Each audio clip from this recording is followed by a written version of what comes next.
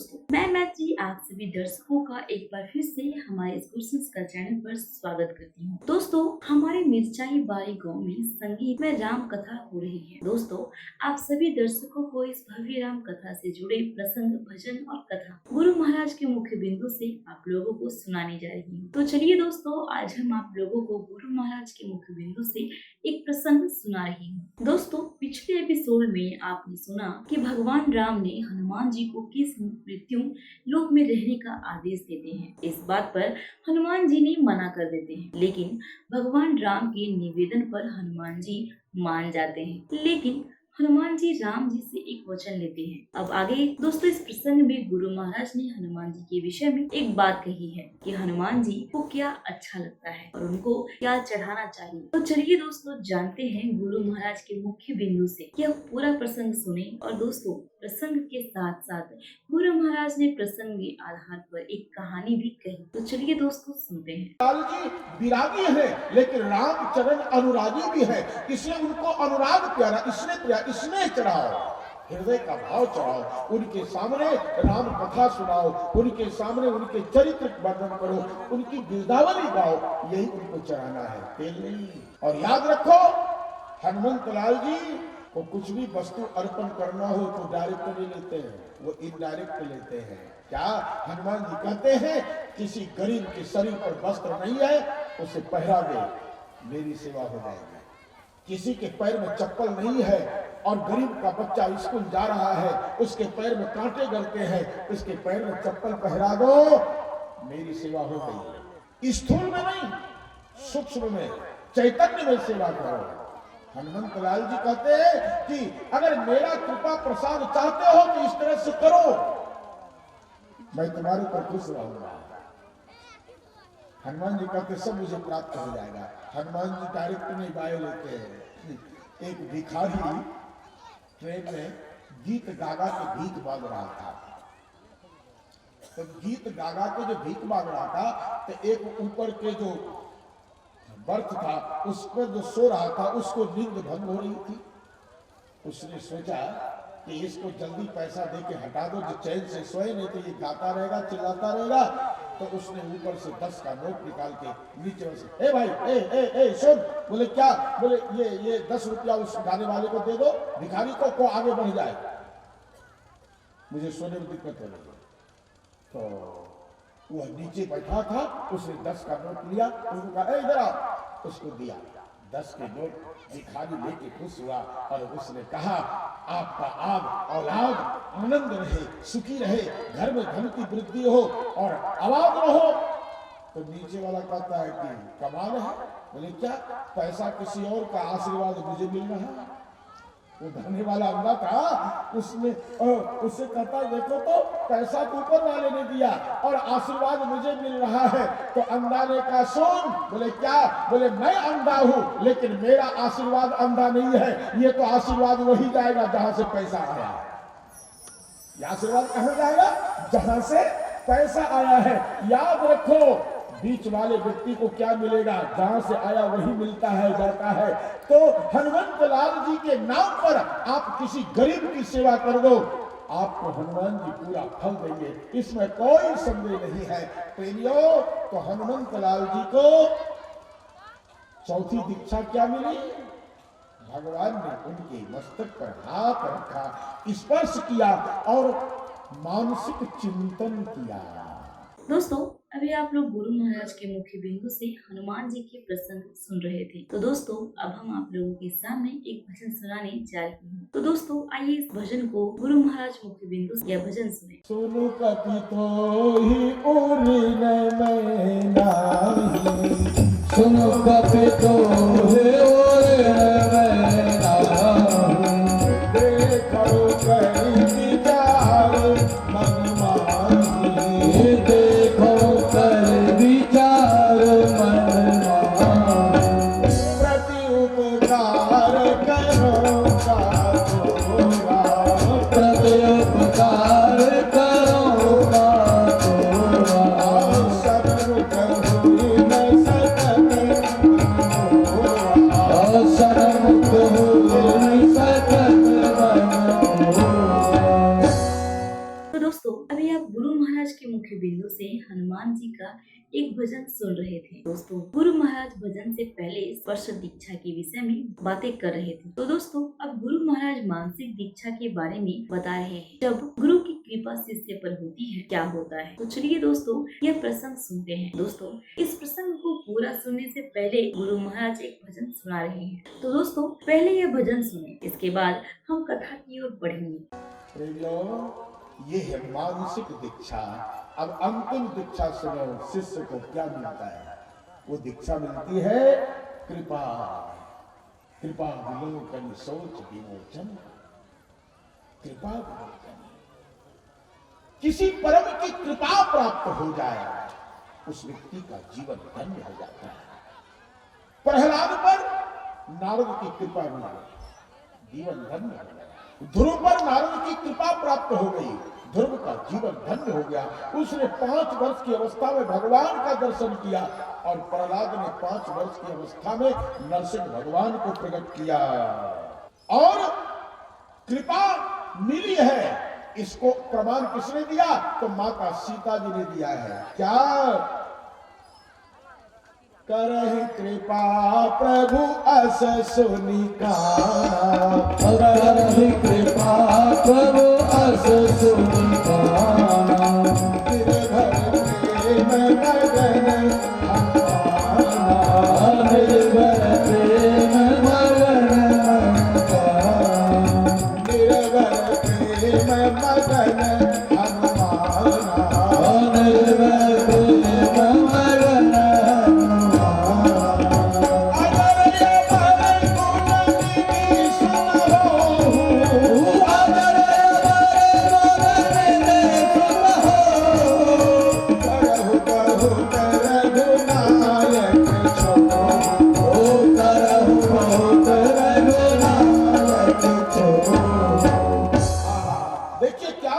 शब्द है, करहि कृपा प्रभु अस सुनिकाना।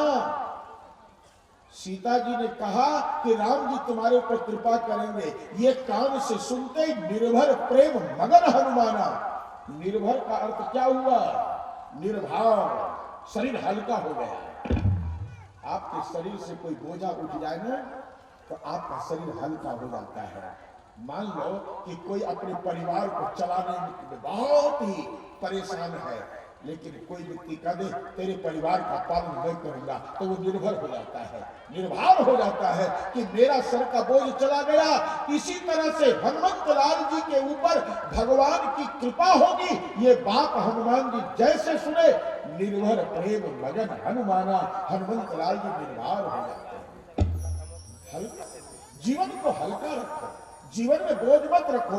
जिसके जीवन में बोझ आता है वो व्यक्ति यात्रा तय नहीं कर सकता है। और याद रखना, गुरु की कृपा हो जाए तो उसको सीढ़ी से नहीं जाना पड़ता, उसको सीधे लिफ्ट मिल जाता है।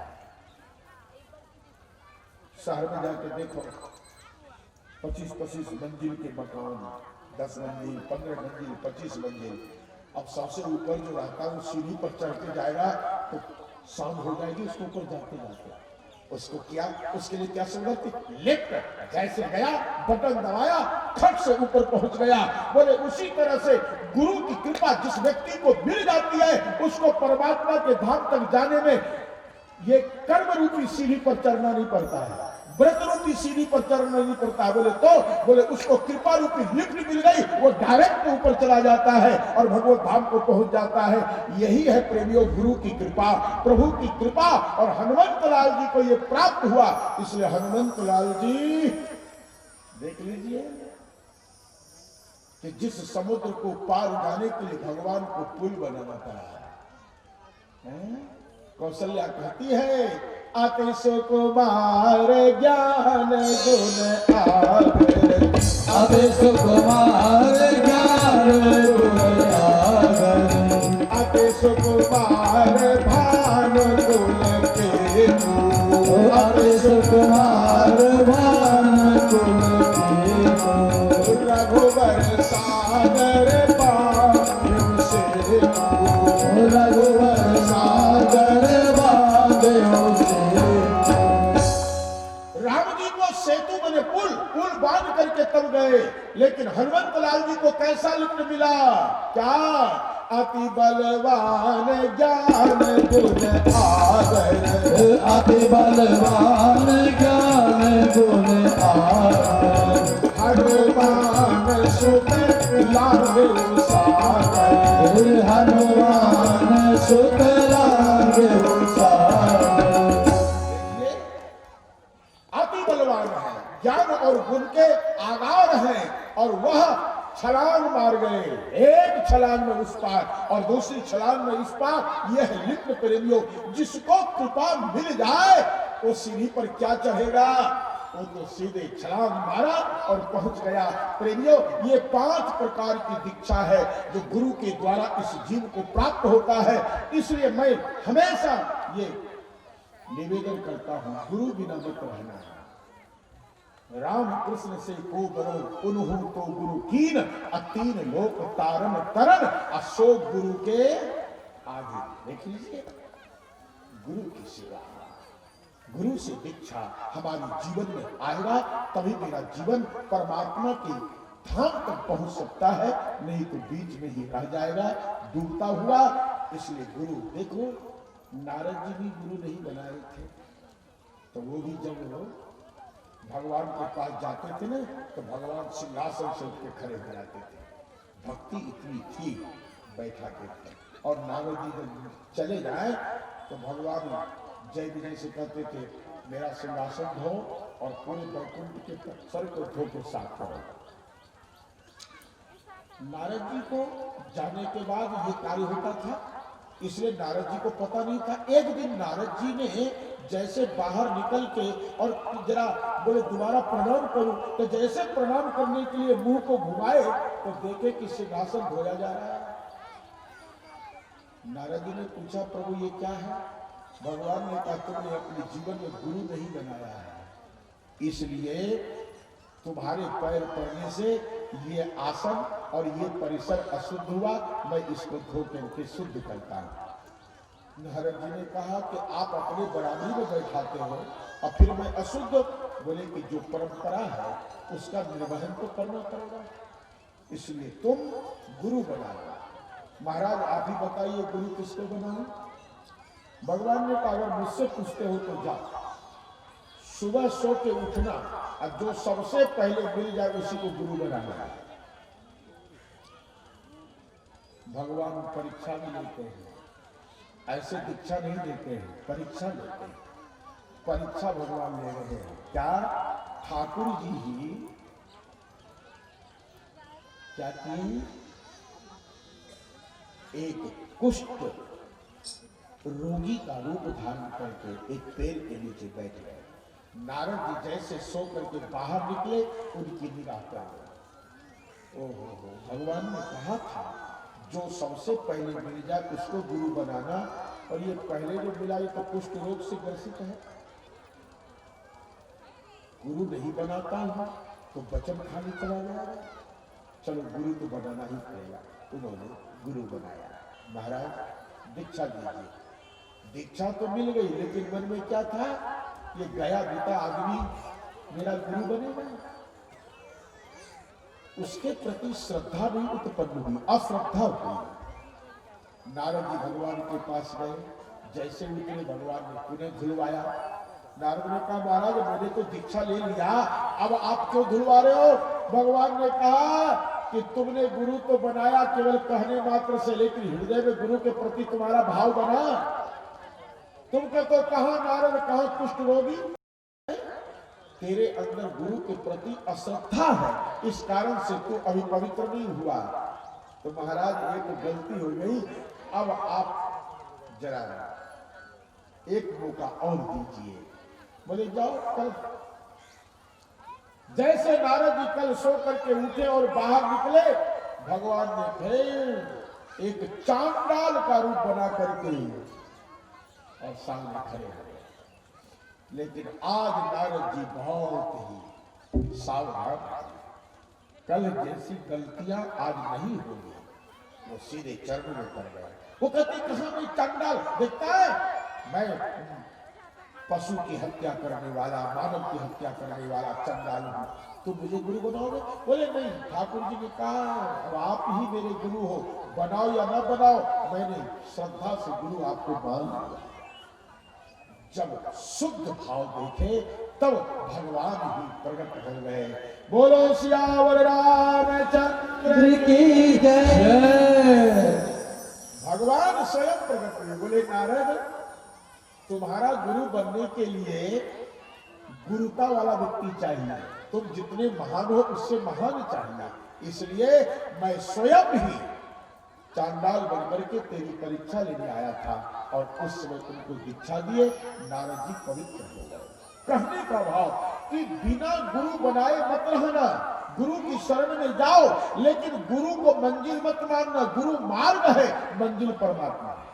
दोस्तों, अभी आप लोग गुरु महाराज के मुख्य बिंदु से सुन रहे थे कि भगवान विष्णु जी ने नारद मुनि को गुरु बनाने का परामर्श दिया था और नारद मुनि उनकी आज्ञा का पालन करने के लिए पृथ्वी लोक पर गुरु की खोज में आए और उनको किस प्रकार गुरु प्राप्ति हुई और जिससे उनका कल्याण हुआ।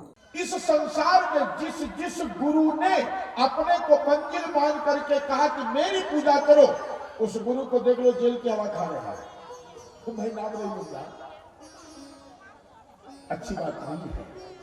लेकिन आप स्वतः समझ जाओ कि जिस जिस गुरु ने कहा कि मेरी पूजा कर, उसकी दुर्दशा हुई कि नहीं और हो रही है कि नहीं हो रही है।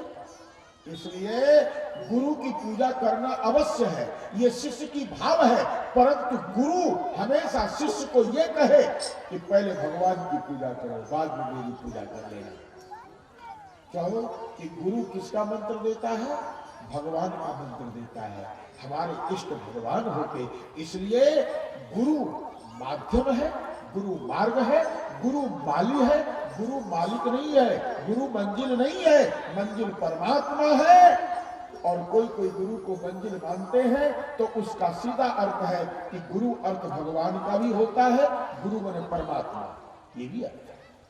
इसलिए उस भाव को भी मैं सुरक्षित रखता हूँ, उन्हें भी प्रणाम करता हूँ। तो आइए, मैं गुरु के विषय में ज्यादा नहीं कहूंगा, नहीं तो आप कहेंगे महाराज आगे की कथा कब सुनाओगे। लेकिन याद रखिए, थोड़ा सा प्रसंग आया, मैंने गुरु जी को प्रणाम किया, कही कर विमल विवेक विलोचन, गुरु जी का चरण रज बिन जाता है तो आंखें हमारी शुद्ध हो जाती है और हमें सब कुछ दिखने लगता है। और प्रेमियों, कृपा सिंधु नररूप हरि। दोस्तों, आगे गुरु महाराज बताते हैं कि गोस्वामी तुलसीदास जी महाराज के गुरु नरहरि महाराज के विषय में। गुरु कृपा के समुद्र है और नर रूप में परमात्मा है। गोस्वामी जी ने इस दोहा में अपने गुरु का नाम भी दे दिया, लेकिन बीच में नर रूप हरि कर दिया। उनका नाम है नरहरि। गोस्वामी तुलसीदास जी के गुरु का क्या नाम है? नरहरि दास जी। उसको लालित्यता में नरहरियानंद कहते हैं। इन्होंने इस दोहा में गुरु का नाम भी दे दिया, कृपा सिंधु नर रूप हरि। बीच में रूप शब्द हटा दो तो नर हरि बनता है, नहीं बनता। नर हरि और प्रेमियों गुरु हो तो नरहरि जैसा हो। गुरु महाराज बताते हैं कि माता दुर्गा नरहरि महाराज को किस प्रकार कर देती थी। तो चलिए दोस्तों, यह पूरी कथा सुनते हैं कि आखिर वह क्या वजह थी जो माता दुर्गा स्वयं नरहरि के पास पहुंचकर उनकी सेवा करती थी। ऐसे गुरु आपको कहां से मिलेंगे? जरा इनकी गुरुता को देखो कि दुर्गा माता जिनको कर टैक्स देती थी।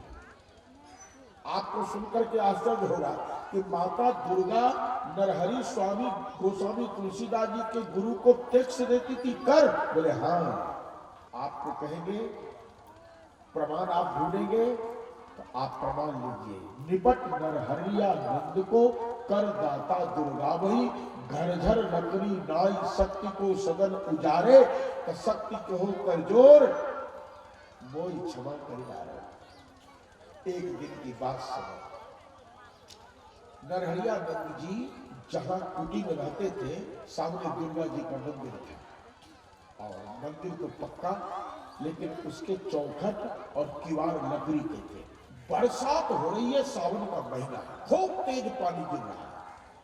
उस बरसात में 11 बजे रात में 20-25 महात्मा आ गए, थर थर कांप रहे हैं और नरहरि नंद से कहते हैं, महाराज दिन भर का चला हूं, किसी ने भोजन के लिए नहीं पूछा, सो भूख से व्याकुल हूं और ये बरसात और हवा से भीग जाने के कारण मुझे ठंडी भी लग गई, सो थर थर कांप रहा हूं। आप मेरे लिए कुछ लकड़ी का इंतजाम करिए जो मैं तापूं और भोजन का इंतजाम कीजिए जो मेरी क्षुधा तृप्त हो। नरहरियानंद जी ने कुटी में देखा तो लकड़ी नहीं है। उस समय तो गैस चला ही नहीं था, क्योंकि आज के 550 वर्ष पूर्व की बात मैं बता रहा हूं आपको। उस समय गैस उसकी व्यवस्था तो थी नहीं है। आज तो मुझे कहना पड़ेगा कि वर्तमान सरकार ने कितना बड़ा उपकार किया है कि गरीबों को फ्री में घर घर में गैस दे करके, चूल्हा दे करके आज सबको धुआं में आंख फोड़ने से बचा लिया है। आजकल की माताएं देखो कितनी आनंद, कितनी सुख भोग रही हैं कि कहां पर बेचारी फूकते फूकते आंख से आंसू गिर रहा है, चूल्हा फूक रही है, जल नहीं रहा है, भोजन समय पर नहीं बनता था। लेकिन आज वर्तमान सरकार ने कितनी सुविधा कर दी कि घर घर में गरीबों को गैस, चूल्हा, 7 सिलेंडर दे करके और सुविधा कर दी। प्रेमियों, तो नरहरि स्वामी जी ने देखा कि 20-25 महात्मा घर में लकड़ी नहीं, ठंडी से कांप रहे हैं, गीला कपड़ा पहने हैं, भोजन से भी तड़प रहे हैं, क्या करूं? उन्होंने सोचा कि वर्षा हो रही है, सूखी लकड़ी तो मिलेगी नहीं। बोले दुर्गा का ये चौखट और किवाड़ कब काम आएगा? चल कुल्हाड़ी हाथ में लिए और लेकर के जोर से जैसे कुल्हाड़ी चौखट में मारे, थोड़ा सा चौखट कट गया, दुर्गा देवी प्रकट हो गई। दुर्गा मैया प्रकट हो गई। अब प्रकट होकर के हाथ जोड़ के कहने लगी, महाराज क्यों मेरा घर उजाड़ते हो? ये जंगल है और घर उजाड़ दोगे तो कुत्ते, बिल्ली, सियार, पक्षी सब आकर के इसमें गंदगी करेंगे।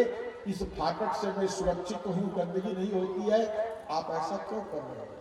तो नरहरियानंद ने कहा, दुर्गा मेरे यहाँ 25 महात्मा भूखे प्यासे रात में आए हैं, ठंडी से कांप रहे हैं, वर्षा हो रही है, सूखी लकड़ी कहीं मिली नहीं, इसलिए मैं तेरा ये चौखट और किवाड़ को जला करके उनको तपाऊंगा और इसमें भोजन बना के उनको खिलाऊंगा। दुर्गा जी ने कहा, महाराज एक काम करो। बोले क्या? बोले काम ये करो कि मैं आपको आज से एक बोझ लकड़ी सूखी रोज पहुंचाऊंगा और आप काम में लो, मेरे घर को मत उजाड़ो, मुझे सुरक्षित रहने दो। नरहरि स्वामी ने कहा, कोई काम कर, पहले अभी लकड़ी रख, तब तेरे बात पर विश्वास होगा। दुर्गा मैया आखिर आदि शक्ति है, वह तुरंत एक गट्ठर लकड़ी प्रकट करके मस्तक पर रख करके उनकी कुटी में रखाई। महाराज चूल्हा जलाइए, रसोई बनाइए, सबको खिलाइए और आप भी खाइए। एक लकड़हारा जंगल में लकड़ी काटने गया था, बरसात के कारण वो घर नहीं जा सका, वो उसी मंदिर के कोने में सो रहा था बरामदे में। वो ये सारे दृश्य को देख रहा था। वो जाकर के घर में कहा अपनी पत्नी से कि एक चमत्कार सुनो। बोले क्या? बोले एक दुर्गा के मंदिर के सामने नरहरिया बाबा रहते हैं ना, हाँ। बोले उसने एक कुल्हाड़ी दुर्गा जी के चौखट में मारा तो दुर्गा जी एक बोझ लकड़ी पहुंचा दी। अब बोली मैं रोज पहुंचाऊंगी। पत्नी ने कहा, तुमने आंख से देखा? बोले भाई वहीं पर सो रहा था, सब दृश्य देखा। तो पत्नी का एक काम तुम भी करो ना। बोले क्या? बोले तुम भी कल जाकर के दुर्गा जी के चौखट में कुल्हाड़ी मारना, तो एक बोझ लकड़ी तुमको भी दुर्गा जी दे, एक बोझ तुम इकट्ठा करना, एक बोझ दुर्गा देगी, 2 बोझ लकड़ी बेचोगे तो दुगुना पैसा आएगा। वो भी मूर्ख लकड़हारा अपनी पत्नी के कहने में आ गया और उसने क्या किया, जाकर के रात में कुल्हाड़ी जोर से मारा। जैसे कुल्हाड़ी की मार चौखट पे पड़ी, दुर्गा मैया प्रकट हो गई और उस लकड़हारे का पैर पकड़ के सीधे खड़ी हो गई, उल्टा कर दिया। बोले बेटा जैसे महिषासुर का मर्दन किया ना, ऐसे आज तेरा मर्दन करूंगी मैं। एक पैर तेरे गर्दन पर रखती हूं और अभी मैं दबाती हूं जो तेरा प्राण ही समाप्त हो जाए। वो तो घबरा गया, आंख उलट गई, रोने लगा, माता जी छोड़ दो, माता जी छोड़ दो, माता जी छोड़ दो। उन्होंने कहा कि मैं नहीं छोड़ूंगी। उसने कहा माता जी वो बाबा जी ने कुल्हाड़ी मारा तो एक बोझ लकड़ी देने का आपने वचन दिया और हमने कुल्हाड़ी मारा तो हमको मारने को तैयार हो रहे। तो दुर्गा जी ने कहा बेटा वो संत है और संत उपकार के लिए काम करते हैं। उन्होंने अपने लिए कुल्हाड़ी नहीं मारा था। उनकी परिस्थिति तुम देखा कि ठंडी पड़ रही है, हवा चल रही है, पानी गिर रहा है, 25 महात्मा भूखे दरवाजे पर बैठे हैं, तो उनके अंदर संत सेवा का परमार्थ का भाव आया और उन्होंने सोचा रात भर महात्मा भूखे कैसे रहेंगे, चलो चौखट को उजाड़ दो। तो मैंने उनकी परमार्थता पर निज करके एक बोझ लकड़ी देने का वचन दिया। लेकिन तू तो स्वार्थ का काम करने आया कि बेच के पैसा बनाऊंगा, इसलिए अब मैं तुझे मार डालूंगी। लकड़हारा ने जब खूब गिराया तो दुर्गा जी ने कहा एक शर्त पर मैं तुझे छोड़ सकती हूँ। बोले किस शर्त पे? बोले शर्त यह है कि एक बोझ लकड़ी जो मैं रोज बाबा जी के घर पे पहुंचाती हूँ वो तू जिम्मेदारी ले ले। एक बोझ लकड़ी तू रोज पहुंचा तब मैं तुझे छोड़ दूंगी। बेचारा वही कहावत हो गई, चौबे गए छप्पे बने दुबे बन के लौटे। गया था कि 2 बोझ लकड़ी होगी, लेकिन बेचारे को होगी क्या, एक बोझ अपने लिए, एक बोझ महात्मा के लिए काम तुरंत देना पड़ा गया। याद रखिए वो नरहरियानंद स्वामी कितने ऊंचे संत थे जिनको टैक्स दुर्गा देती थी। निपट नरहरियानंद को कर दाता दुर्गा वही, घर घर बकरी नाही शक्ति को सदन उजारे, शक्ति कहो कर जोर मोहि क्यों वीरान कर डारे। तो नरहरि कहो संत भूखे का रही। मैं आपको भक्तमाल का पद सुना रहा हूं। उन्होंने कहा क्या ये महात्मा भूखे रहेंगे? मैं इनको भूखा नहीं रख सकता। तब दुर्गा ने लकड़ी दिया। तो ऐसे गुरु मिल जाए गोस्वामी तुलसीदास जी ऐसे गुरु को प्रणाम करते हैं। कृपा सिंध नररूप हरि। और गुरु जी को प्रणाम करने के बाद गोस्वामी तुलसीदास जी कुछ चौपाई और दोहा में संतों को प्रणाम करते हैं। कैसे? तो सबसे पहले 1-2 चौपाई में ब्राह्मण को बंदो प्रथम महिषूर चरना, बंदो प्रथम महेश्वर चरना, मोह जनित संशय सब हरना, मोह जनित संशय सब हरना, सुजन समाज सकल गुण खानी, सुजन समाज सकल गुण खाने, करऊ प्रणाम सफेद सुबानी, करहो प्रणाम सुदेव सुबानी, सफेद सुबानी। सदेव सुबानी। मैं पृथ्वी के देवता ब्राह्मण को पहले प्रणाम करता हूँ जो मोह के द्वारा जितने भी अंदर अंधकार अज्ञान पैदा हुए, संशय पैदा हुए, उन सबको वो दूर करने वाले। मैं संत समाज को प्रणाम करता हूँ। करो प्रणयम सुप्रेम सुबानी। मैं प्रेम के साथ सुंदर वाणी में प्रणाम करता हूँ। बोले क्या है? बोले संतों का चरित्र कैसा है? साधु चरित्र शुभ चरित्र कपासु, निरस विशद गुणमय फल दासा।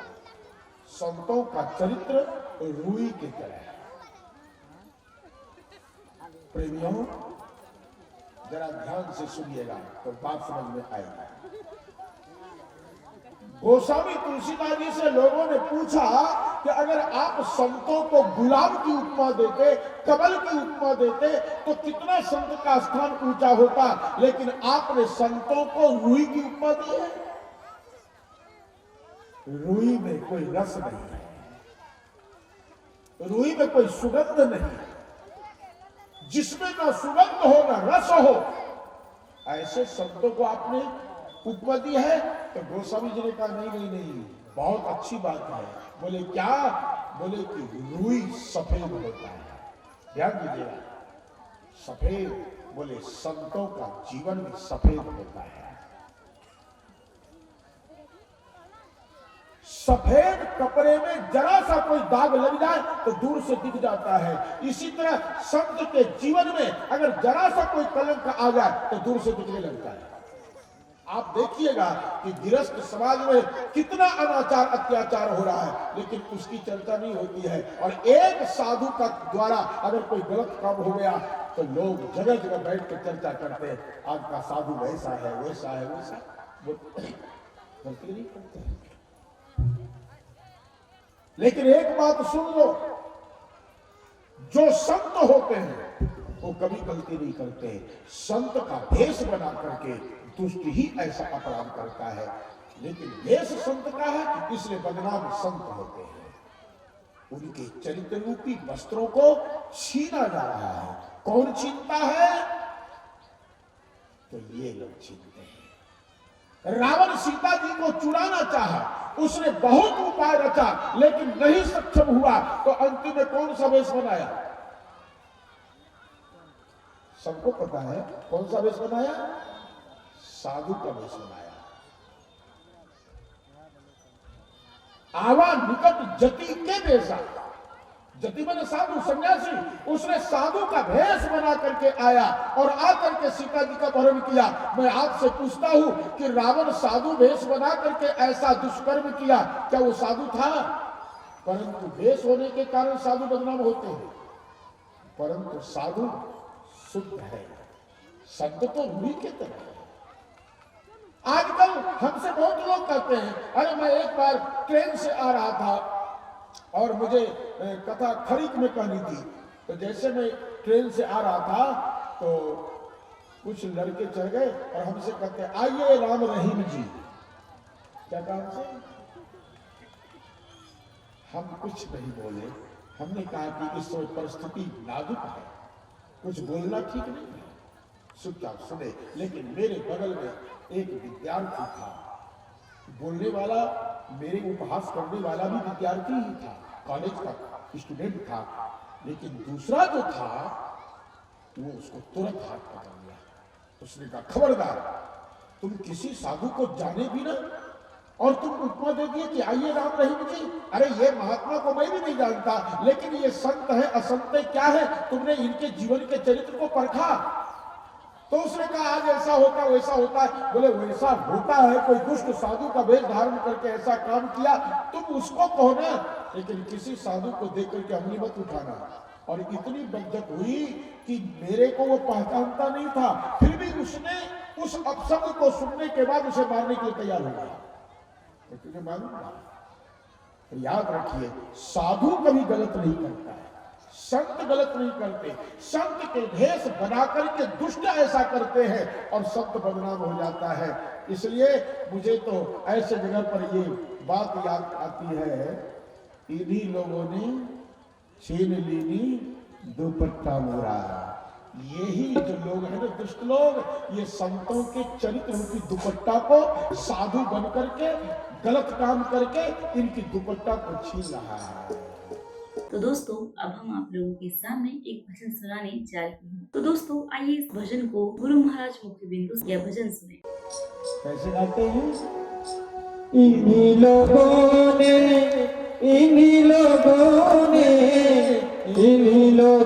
ले लिया दुपट्टा मेरा, हाँ दुपट्टा मेरा, ओ दुपट्टा मेरा। इन्हीं लोगों ने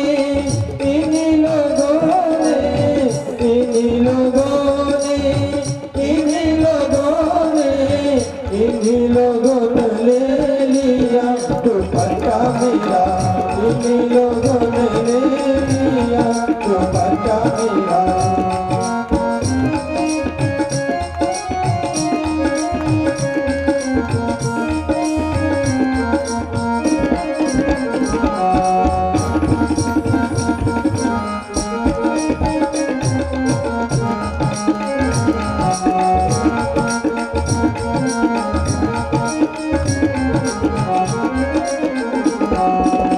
हमरी न मानो रसैया से पूछो, हमरी न मानो तजर्बा से पूछो, हमरी न मानो सैया हो, हमरी न मानो सैया तजर्बा से पूछो, तजर्बा से पूछो, तजर्बा से पूछो, जिसने जिसने असल फिकत दिया दुपट्टा मेरा, जिसने असल फिकत दिया दुपट्टा मेरा, इन्हीं लोगों ने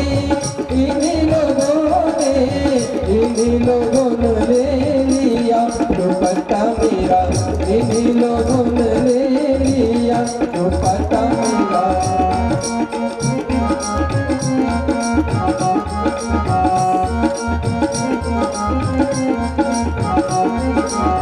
हमरी न मानो रंगरजवा से पूछो, हमरी न मानो रंगरजवा से पूछो, हमरी न मानो सैया हो, हमरी न मानो सैया रजवा से पूछो, रंगरजवा से पूछो, रंगरजवा से पूछो, जिसने जिसने गुलाबी रंग दिया दुपट्टा मेरा, जिसने गुलाबी रंग दिया दुपट्टा मेरा, इन्हीं लोगों ने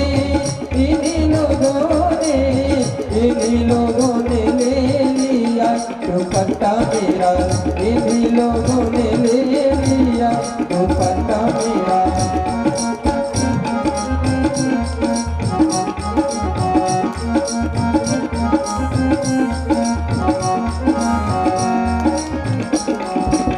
हमरी न मानो सिपहिया से पूछो, हमरी न मानो सिपहिया से पूछो, हमरी न मानो सैया हो, हमरी न मानो सैया भैया से पूछो, सिपहिया से पूछो, सिपहिया से पूछो, जिसने जिसने बदलिया किया दिया दुपट्टा मेरा, जिसने बदलिया किया दिया दुपट्टा मेरा, इन्हीं लोगों ने ले लिया दुपट्टा मेरा, इन्हीं लोगों ने ले लिया दुपट्टा मेरा, हो दुपट्टा मेरा, हाँ दुपट्टा मेरा, हाँ दुपट्टा मेरा। आपको ये भजन अच्छा लगा कि नहीं लगा? इन्हीं लोगों ने, ये जो दुष्ट लोग हैं ना, ये साधु का भेष बना करके 2 नंबर का काम करके संतों के चरित्र रूपी दुपट्टा को बदनाम कर दिया, छीन लिया है। संत का चरित्र तो रुई है प्रेमियों, साधु चरित्र शुभ चरित्र कपासु, संतों का चरित्र रुई है, रुई में कोई रस नहीं होता है। इसका अर्थ क्या?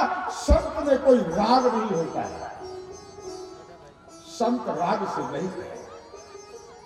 रुई में अनेक तंतु होते हैं, रेशे होते हैं। ये रेशा क्या है? बोले कि जैसे रुई में अनेक रेशे होते हैं, ऐसे संत अनेक सद्गुणों से भरे होते हैं। तीसरा गुण सुनो, रुई में सुगंध नहीं है,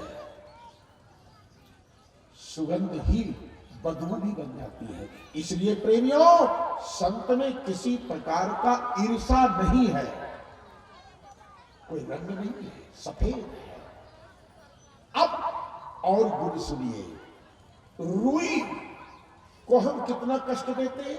पहले उसको नोचते हैं बीज से, नोचने के बाद उसको धुनियों के पास ले जाकर के धुना जाता है। धुलने के बाद फिर उसको चरखा पर बल दे करके धागा बनाया जाता है, ऐठा जाता है, और इसके बाद उसको बुना जाता है। कितना कष्ट हुआ, लेकिन इतना कष्ट सहने के बाद भी वह रुई अपना उपकार नहीं भूलता। बोले वस्त्र बन करके, साड़ी बन करके, ब्लाउज बन करके, पेटीकोट, पैंट, शर्ट बन करके, आपके शरीर के अंगों को ढक करके आपको सुंदर बना देता है, आपके रूप में निखार ला देता है। ये रुई का गुण है। जो सही दुख पर छिद्र दुरावा, पर छिद्र को दुराता है। अर्थात जैसे कि हमारे जितने भी शरीर अंग है, हम नग्न में रहेंगे, हमारी कोई शोभा नहीं होगी, लेकिन रुई इतना कष्ट सहने के बाद भी वह वस्त्र बनकर के मेरी मर्यादा को रखता है। बोले ऐसे ही संत को कोई कितना भी सतावे, कितना भी कष्ट दे, कितना भी दुख दे, लेकिन इसके बाद भी वो दूसरे का परमार्थ कभी त्यागता नहीं है।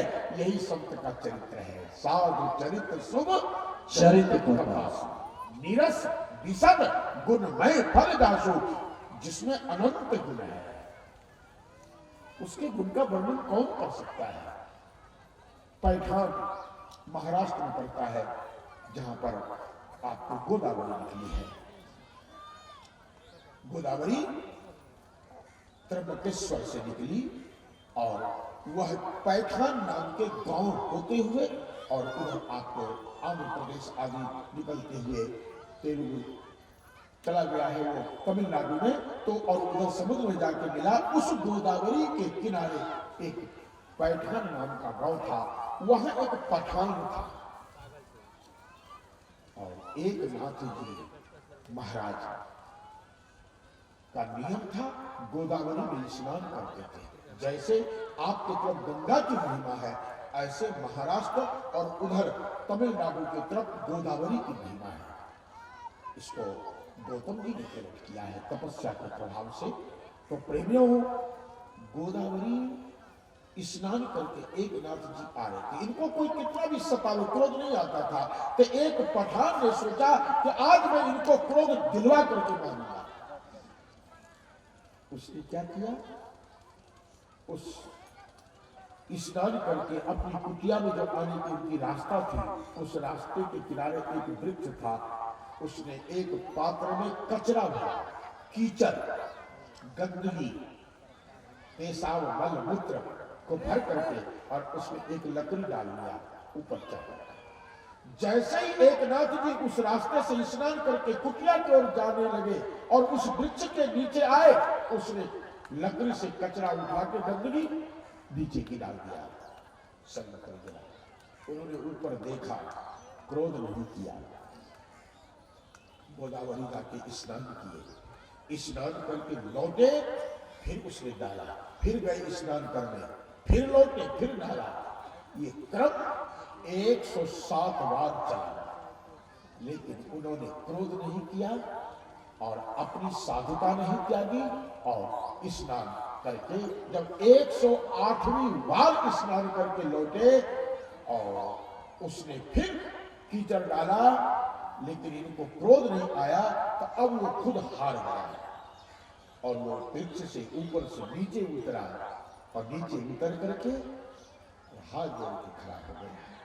एक नमक जी किसी पर एक बार कीचड़ डालता तो नाराज होता, मुझसे बलवान होता तो झगड़ा करता, मुझसे कमजोर होता तो रास्ता बदल करके चला जाता। लेकिन आपके ऊपर मैंने 108 बार कीचड़ डाला, गंदगी डाली और आप 108 बार स्नान किए, परंतु आपने क्रोध नहीं किया, आपने मुझे गाली नहीं दी, आपने मुझे डांटा फटकारा, कुछ नहीं किया। मैं इसको जानना चाहता हूं। उसी समय एक नाथ ने कहा, भैया तू धन्यवाद के पात्र है। उस पठान से कह रहे, बोले कैसे? बोले मैं प्रतिदिन एक बार स्नान का लाभ गोदावरी का प्राप्त करता था, लेकिन तेरी आज ऐसी कृपा हुई जो गोदावरी मैया में 108 बार डुबकी लगाने का सौभाग्य मिला। ये तेरी कृपा का फल है। अगर तो ये कृपा नहीं करता तो मेरे को 108 बार स्नान करने का सौभाग्य नहीं मिलता। जैसे एक नाथ जी ने ये कहा कि तेरे कृपा का फल है, तो वो पठान पानी पानी हो गया, चरणों में मस्तक रख दिया कहा महाराज मुझे अपना शिष्य बना लीजिए। मैंने देख लिया साधु चरित्र शुभ चरित्र का पास जो सही दुख पर चित्र द्वारा जो दुख सहकर के दूसरे की भला करे उसी का नाम साधु है। आज प्रेमियों एक नाथ जी महाराज की साधुता पर पठान न्यौछावर हो गया। उसने चोटी रख ली, एक नाथ जी की चरितावली पढ़ी है, उसने चोटी रख ली और आजकल तो चोटी ही नहीं दिखता है। कौन हिंदू है कौन मुसलमान है पता ही नहीं चलता। कैसा स्टैंडर्ड का जमाना आ गया जो हमारी संस्कृति ही लोप हो रही है। अरे याद रखो कि औरंगजेब सबकी चोटी काटने में लगा था, इतना अन्याय किया, लेकिन उस समय भी हिंदुओं ने औरंगजेब से अपने आप को बचा करके चोटी रख लिया। लेकिन आज तो कोई औरंगजेब नहीं दिख रहा है कि तुम चोटी रखोगे तो तुम्हारे गर्दन काट दिए जाएंगे, जो औरंगजेब का उस कुशासन था। ऐसा आज नहीं है, लेकिन आज देखो तो किसी भी भाई पिता बेटा जो भी लगेंगे है उसको चोटी है, चोटी ही नहीं है। क्या जमाना है, तुमको चोटी रखने में इतनी शर्म लगती है। अरे चोटी का गुण सुनो, मैं इसकी व्याख्या वेदांत से करूं तो बहुत गहराई में चला जाऊंगा, लेकिन साधारण में कहो तो संध्या देवी का वास हमारे चोटी में होती है, पीठ में होती है। हमारे जितने भी अंग है ना, इसमें देवी देवता का वास है। हाथ में इंद्र का वास है, मन में चंद्रमा का वास है, आंखों में सूर्य का वास है, नाक में अश्विनी कुमार का वास है, कान में दिशा देवता का वास है, प्रेमियों पैर में भगवान विष्णु का वास है, पेट में अग्नि का वास है, छाती में धर्म का वास है, पीठ में अधर्म का वास है। प्रेमियों गुदा में गणेश का वास है। मैं आपको क्या कहूं, लिंग में जो है कामदेव का वास है। ऐसे मेरे जितने भी शरीर है इनमें एक एक देवता निवास करते हैं। उसी तरह से संध्या देवी हमारे चोटी में वास करते हैं। किसे वास करते हैं? चोटी में। संध्या का अर्थ पूजा होता है। अगर आपके पास चोटी नहीं है तो आपकी पूजा अधूरी मानी जाती है। और जब आप पूजा में बैठते हो और हमारे समाधिया जी जब आपको पूजा करते हैं तो कहते चोटी को हाथ लगा। ये नहीं कहते कि चोटी बांधो, क्योंकि चोटी है नहीं तो बांधोगे तो रहेगी तब न बांधोगे, चोटी तो है नहीं, तो उसके कहते हाथ लगाओ। और इसका मंत्र क्या? चिद्रूपिणी महामाई ब्रह्म तेज समन्वितम तिष्ठ देवी शिखा मध्य तेजो वृद्धि पुरुष में, ये मंत्र चिद्रूपिणी महामाया, जो चिद चैतन्य रूप महामाया संध्या है। हे देवी आप इस चोटी में निवास करिए। ब्रह्म तेज समन्वितम, ब्रह्म के तेज इसमें निवास करता है। तिष्ठ देवी शिखा मध्य तेजो वृद्धि पुरुष में, हे देवी आप मेरी चोटी में निवास करके हमारे तेज को बढ़ाइए, इसको वृद्धि की ओर के लिए। देखिए कितना है। और इसको साधारण अर्थ करूं तो सुन लो, आपके पास टीवी है और एंटीना ना हो तो टीवी में कोई फिगर आएगा, कोई शब्द आएगा? और एंटीना लगा दो, आजकल एंटीना नहीं तो डिश चला है, छतरी चली है, मैंने आपको ये लगाना पड़ेगा तभी फोटो आवाज जो भी आ रहा है टीवी में आएगा, नहीं तो नहीं आ सकता। उसी तरह से याद रखो तुम्हारे जीवन में परमात्मा का जो पावर आ रहा है, जैसे दूरदर्शन से पावर आ रहा है लेकिन बिना डिश, बिना एंटीना का, बिना छतरी का आपको नहीं मिलता है टीवी में, उसी तरह से परमात्मा का पावर इस जीव को तभी मिलता है जब उसके मस्तक पर चोटी रहती है। तो एंटीना है, इसको रखा करो।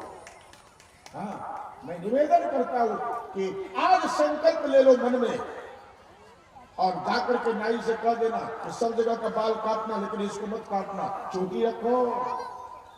आजकल तो याद रखो औरंगजेब सबकी चोटी काटना शुरू किया, फिर भी लोगों ने अपनी चोटी बचाई, और आज तो कोई काटने वाला नहीं, फिर भी हम चोटी कटवा रहे हैं, स्वयं औरंगजेब बन रहे हैं। अपनी संस्कृति को क्यों भूल रहे हो? पहले हमारी बहनें 2 चोटी बनाती थी। कैसे बनाती थी? 2, एक इधर लटकता तो इधर लटकता। तो मैंने एक बहन से पूछा कि बहन, स्त्रियों को चोटी एक ही रखनी चाहिए, आप 2 क्यों रखिए? तो उसने कहा कहाँ प्रमाण है? हमने कहा रामायण में लिखा, कृष्णतन शीश जटा एक बेनी, जपत हृदय रघुपति गुण श्रेणी। सीता जी की 1 चोटी, उर्मिला की 1 चोटी, बेनी 1 होना चाहिए। आपने 2 क्यों रखा? तो उसने कहा बात यह है कि हमारा पति चोटी रखना छोड़ दिया है, उसके बदले एक और मुंह बना के रखते हैं। क्या करा? पति के लिए रखना पड़ेगा ना। तो याद रखिए माताएं बहने, आप एक ही चोटी बनाना, ज्यादा मत बनाना। हमारे संस्कृति में एक है। दूसरी बात और सुनो, बाल खोल करके किसी देवी देवता का पूजा मत करना। ये इस बिहार में मैं अधिकतर देखता हूं कि यहाँ की माताएं बहनें किसी देवी देवता का पूजा करने जाएगी, यज्ञशाला में जाएगी हवन, तो बाल को खुला रख करके जाती है। नहीं, ये गलत, ये नियम का विपरीत है। आपके लंबे बाल हैं, बाल खुले रहेंगे, झड़ेंगे, पूजन की सामग्री में जाएंगे, दोष लगेगा। इसलिए पहले स्नान करके, कंघी करके, चोटी को बना करके, बांध करके तब पूजा में आइए। खुले बाल पूजा करना नहीं। बाल खुला महाभारत का प्रतीक है। द्रौपदी के बाल को पकड़ करके खींचा, बाल खुल गया। द्रौपदी ने कहा ये मेरा बाल तभी बंधेगा जब ये कौरवों का सफाया हो जाएगा। देख लीजिए, जब तक कौरव का सफाया नहीं हुआ तब तक द्रौपदी ने अपनी चोटी को नहीं बांधा, बाल खुली रखे। तो आपको भी बाल बांध के पूजा करना, बाल खोल के मत पूजा करना, ये विधान नहीं है, गलत है। लेकिन आपका भी क्या दोष है? गोस्वामी जी ने पहले लिख दिया कि कलयुग में स्त्री का एक ही श्रृंगार है, अबला कच भूषण भूरी छुड़ा। देख लीजिए, साफ लिखा, अबला, अबला बने स्त्री, कच बने बाल, अबला कच भूषण। जैसे जैसे कलयुग बढ़ता जाएगा स्त्री सब श्रृंगार छोड़ देगी। कहाँ सिंदूर, कहाँ टिकली, कहाँ पैर में बिछिया, अंगूठी, कर्णफूल, मंगल। चलिए दोस्तों, आपके सामने एक भजन पेश करती हैं और फिर इस कथा का समापन करती हूँ। आगे की कथा सुनने के लिए दोस्तों आपको थोड़ा सा इंतजार करना पड़ेगा। दोस्तों, यह कथा आपको कैसी लगी आप हमें जरूर बताएं। और हाँ दोस्तों, हमारे इस चैनल को सब्सक्राइब करना, शेयर करना बिल्कुल ना भूलें। दोस्तों, आपको इस कथा से क्या सीख मिली? कि जीवन में गुरु का होना बहुत ही महत्व रखता है, क्योंकि गुरु के बिना जीवन अंधकार सा लगता है। इसके साथ ही दोस्तों आप हमें आज्ञा दें। धन्यवाद।